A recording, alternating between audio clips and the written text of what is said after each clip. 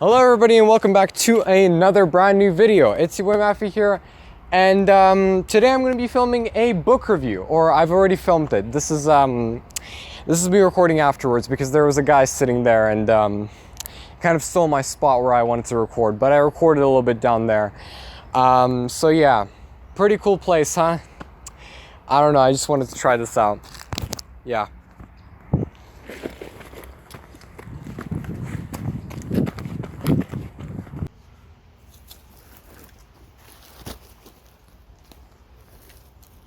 God, why am I so stressed like this? I'm on the edge of a cliff right now. There's a cliff behind me. And I'm recording a video here. Okay, this is gonna be very fun. All right, so today I decided to record a book review because you know, I've been reading some books, and I decided to do a review because why not? So here I have in this back I have 5 books that I think they made the biggest impression on me out of all of the books that I've read. Not that I've read a lot of them, but these books, you know, they're really special to me, and I want to talk about them. I'm just gonna rustle in my bag, and I'll see which book I'll pick out first. All right, so. Oh wow, this happens to be the first one I've read, Catcher in the Rye. I mean, okay, this is not the first one I've read. This is the earliest one I've read out of all of these books, right?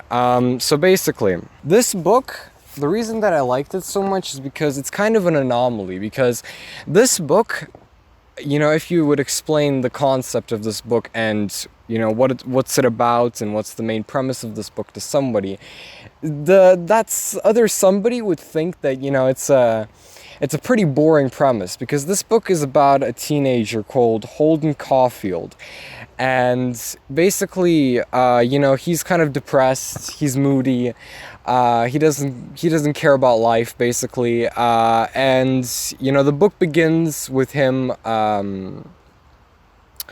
getting kicked out of his school, and so, you know, he thinks to himself, well, since I got kicked out, why don't I go to New York and hang out there for a couple of days and just do whatever, right? And the book is basically about him moving from Pennsylvania to New York and his adventures in New York. And this book, the entire book only describes like maybe a day and a half of actions, right? And there are not really a lot of actions because the teenager kind of just like he's like on the street and he sees like 2 nuns.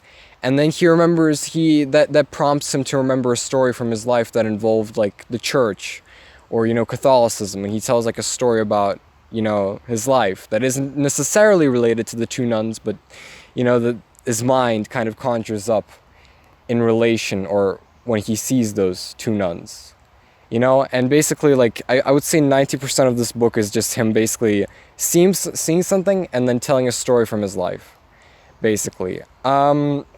What I like about this book is that, once again, like, I'm describing this to you, and this seems like boring, but it's not. That's the thing. It's not boring. The fact that he describes, you know, stories from his life, and the fact that he talks about it, and, you know, the fact that he talks about kind of like his feelings towards stuff, that's surprisingly interesting. Also, his adventures are really interesting in my opinion. You know, he gets into a fight with a pimp in New York. He just does kind of out-of-pocket things, or not out-of-pocket things, but like, you know, he goes into random bars and tries to get liquor, even though he's just 16 or something. I think he's 16. I'm not sure. 15, either 15 or 16. And he basically, like, at the start of this adventure, when he goes from Pennsylvania to New York, he has $120 in his pocket. In a day, he spends all of it, and he plans to stay like a couple of days in New York. So yeah, he just doesn't know how to spend his money, and that was pretty funny. And also, an interesting part about this book is that it kind of shows how life was in the 1950s, like what was there to do and stuff. Like, for example, you know, he goes into a shop and buys a record. He goes into a coffee place. Like, you kind of see how life was in the 1950s, and that was really informative and nice and interesting, right? This book, I really liked it. I'm gonna give it a I'm gonna give it an 8 out of 10. I'm feeling an 8. Yeah, it's definitely an 8. The only thing is that sometimes it's a drag, and the concept, the author does make it sound really interesting. I mean, the entire like concept, the author does make it really interesting, than as opposed to what it sounds like.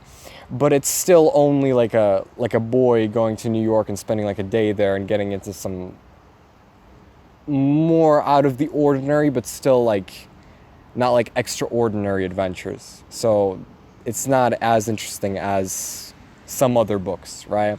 So yeah, I'm gonna give this an 8. I like this book. Isaac Asimov Foundation, right? I think this is the first sci-fi book that I've ever read. And for my first sci-fi book, this one, I mean, it was good. So basically what this book is about is it's about a galactic empire that has existed for 12,000 years, and it's crumbling. And the only one who can really see that it's crumbling is this guy called Harry Seldon, who is a psychohistorian that can predict certain things based on the psychology of people. And he can basically predict something with a certain probability, and so he predicts that the empire is going to fall within the next 50, 100 years, and basically the empire, like, nobody believes him, but he gathers a team of mathematicians to go work on a encyclopedia that will contain everything, like all the knowledge from the galaxy, so that the dark ages that will come after the empire collapses would be lesser. So the dark ages would continue for less of a time due to this encyclopedia and due to the fact that the people won't lose knowledge, right? He gathers 2 teams of mathematicians, and he puts one team on one part of the galaxy, on one planet, and on the one side of the galaxy, and then another planet on the other side of the galaxy, right? And they both work on an encyclopedia. And then the planet, since it's only one planet, goes into conflict with other states and other entities around it. And basically, the entire book is about people trying to preserve it and preserve its influence. And the kind of encyclopedia organization and the planet is called the Foundation. And that's why it's called, the book is called The Foundation. And basically the entire book is basically about basically there being one team of people that say that, oh, this is how you defend the planet, and there being another team of people that say, oh, this is how you actually defend the planet. And one team of people either wins or loses, or one team wins and their method gets put forward, or one team loses.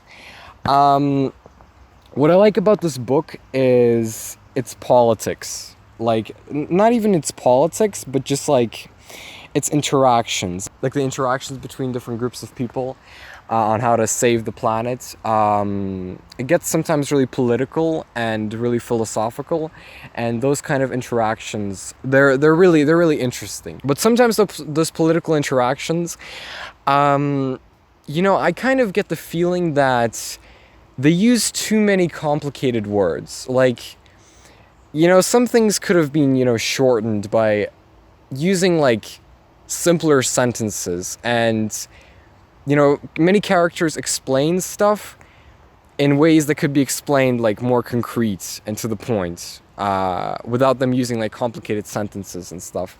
And that's why sometimes it gets confusing. And there could be paragraphs of them trying to explain something that could be summed up in one sentence. And that's why it kind of seems like pointless and bureaucratic at times, although most of the times it's really interesting, and I really liked it. Also, this book, it doesn't really have an ending. Like, the ending is just because there are 3 crises that come to the Foundation, right? And, somehow the Foundation had to be saved. And it always got saved by, like, one person, right? The book ends with just the 3rd crisis. Like, there's no grand ending. There's no, like, change or something. It just ends, right? And, there's a second book in the series, and you know, you have to buy the second book. It's like Isaac Asimov locking himself in a room for like a year and writing 1,000 pages, and then just dividing those 1,000 pages into 3 books however he pleases, or not however he pleases, but just into like books of equal length, like 300 pages, 330. This book is actually like, yeah, it's 290 pages, but the other ones are like 330 or something. He basically divides them into 3 books, and then just like, yeah, there's no real ending to any one of those books, which is a shame. Also, I don't really like this kind of science fiction because it's just kind of unimaginative. You know, it's kind of like real life, but oh, now we have this galactic empire. Like, it's kind of like real life, but a little bit more technologically advanced. But you have this galactic empire and ships and hyperlink or hyperspace.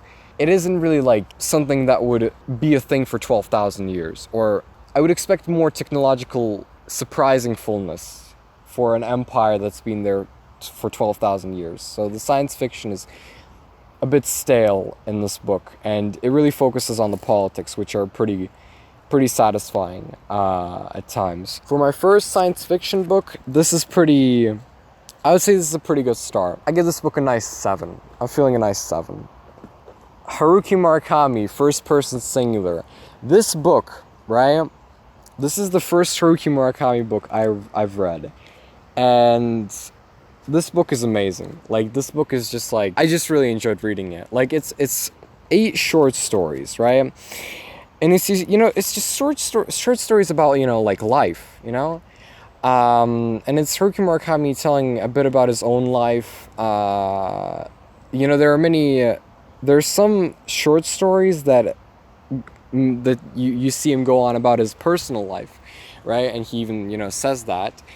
And there are some stories where, you know, it might be his personal life, but it might be just fiction, right? And some of these are actually like fiction. Like there's a story about a talking monkey there, like, yeah, obviously fiction, right? And it's just, you know, it's about life, and sometimes there are mysterious elements to it that leave you wondering. Sometimes there are philosophical elements that leave you also wondering as well. And, you know, it's just pleasant to think about, you know?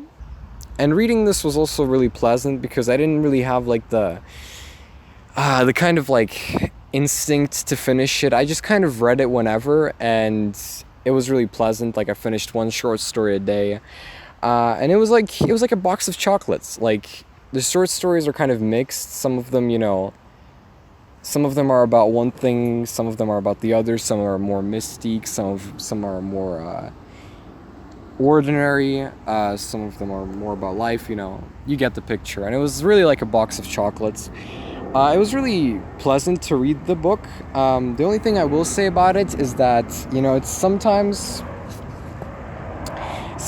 it can be less interesting than other times, and sometimes I didn't understand the meanings of many short stories. Like, for example, the second short story, like, I didn't really understand what it was about. But yeah, this is just a book about Haruki Murakami rambling, or not rambling, but telling stories about life with slight philosophical undertones. And I thought it was really good. I'm gonna definitely give this book a 9. Like, a very, very solid 9. Haruki Murakami, Norwegian Wood. Yes, this is the second Haruki Murakami book. The thing about Murakami books is that I've read 5 of them in like 2 months. And, you know, that's why I wanna review them, because I've read a lot of them. So that's why I reviewed 2 of them, you know? The good thing about this book is that just like, it has a lot of ideas. Like, you know, this book is about a guy called Watanabe, and he goes to college and he lives like this kind of college life, but he meets a girl called Naoko, and he enjoys his time with her, right? And then, you know, at one point Naoko just like kind of shuts down and just drops everything, leaves college and all, and just, has a mental breakdown, and is sent to this kind of place where it's basically for people that are, kind of mentally unstable to kind of recuperate. But the struggle is that she's kind of like locked away in like the sanctuary place, and Watanabe is a very lonely guy, and basically while she's in the sanctuary place, he's off at college and he kind of gets depressed. And then while he gets depressed, he meets this girl named Midori, and this girl Midori is basically the exact opposite of Naoko. So she's very much undepressed, she doesn't have mental problems and everything, and she's very, she's very interesting, she's very upbeat, she's very outgoing. And she's a really fun person. And so, Watanabe is like lonely and he loves Naoko, but Naoko's locked away in the sanctuary, right? He can only visit her like once every 4 months or something. But you have this Midori that's like outgoing and she's really like upbeat. And, who does Watanabe choose? I like this book because, it has a lot of great ideas. Like, there are a lot of great ideas about relationships, teenage love, mental illnesses, depression, suicide, just about life in general. It just has a lot of great ideas, a lot of great philosophical ideas about like, love and just like the way we live and the way, things happen in life, And this book definitely made me think about a lot of things. It made me think about, my own life, even though I don't really relate to Watanabe or any of the characters, it did make me think about my own life. But what I don't really like about it is that it kind of shoots off a lot of its ideas at the start and at the middle of the book, and then for a while it doesn't shoot any ideas, and then it shoots a couple of ideas. And basically, like, the book gets really more and more exciting towards the middle, and then it kind of drops down in excitingness, and then picks up at the end, which is, unfortunate. And this book can be a drag at times, especially after the middle part. But there's still a lot of ideas after the middle part, and there's still a lot of interesting segments. And the ending is absolutely fantastic. It's a very sweet ending. I really enjoyed it. And it's just like, I think it's the best ending that I could want from a Murakami book. Honestly, it's amazing. Yeah, it was definitely an amazing book. I would give this book, I would say an 8.5. It's an amazing book. It's a great book. And then finally, last but not least, we got The Alchemist by Paolo Coelho. There you go. This is a very interesting book because, first of all, it's from a Brazilian author, which is very interesting. This is a very interesting book because it's really about an adventure. Like, this book is about about a shepherd, right? Who left his family and his opportunity to become like a pastor, I think, or a minister, to basically travel Spain while being a shepherd. And at one point, basically he gets a dream that he should go to the pyramids, to the Great Pyramids of Giza, and there will be a treasure buried for him there. And he gets that dream twice, and so he goes to a woman, and the woman tells him to pursue his dream. And then there's an old king that comes to him, and he also tells him to, like, okay, go to the pyramids of Giza. And so he begins his adventure. He goes to the pyramid of Giza, and there's a lot of things in this book that happen. What I like about this book, first and foremost, is kind of like the way that it describes like this kind of adventure. When he was, in this port city in Morocco, I'm not sure what it was, Tangier, I think, yeah, Tangier. It kind of, the book kind of gave me this feeling of like port cities on the Mediterranean. It kind of gave me this vibe. And I really appreciate it because that vibe was amazing. It was just a really nice experience reading it, and it's it's really an adventure that you kind of live through this book.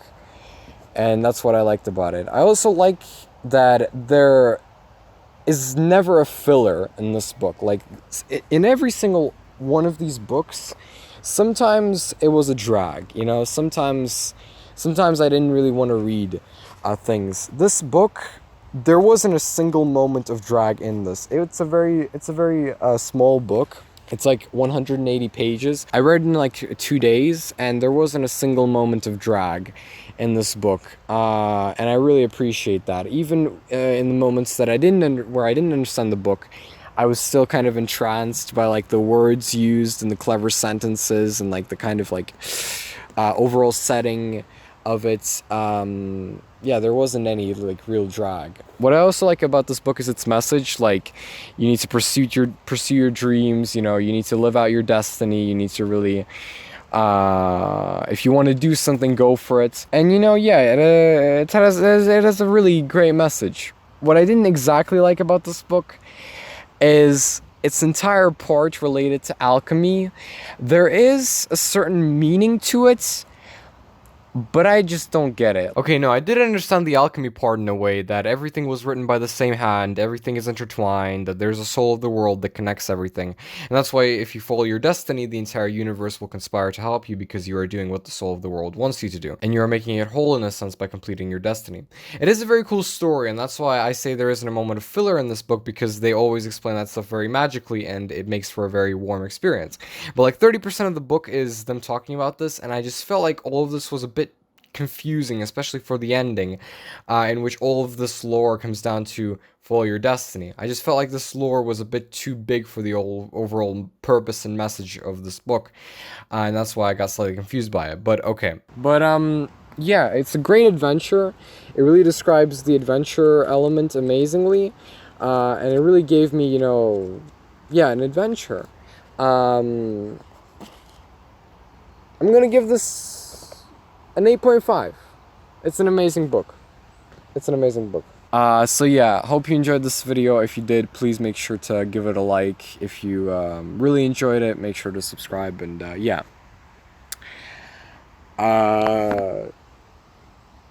Thank you for watching.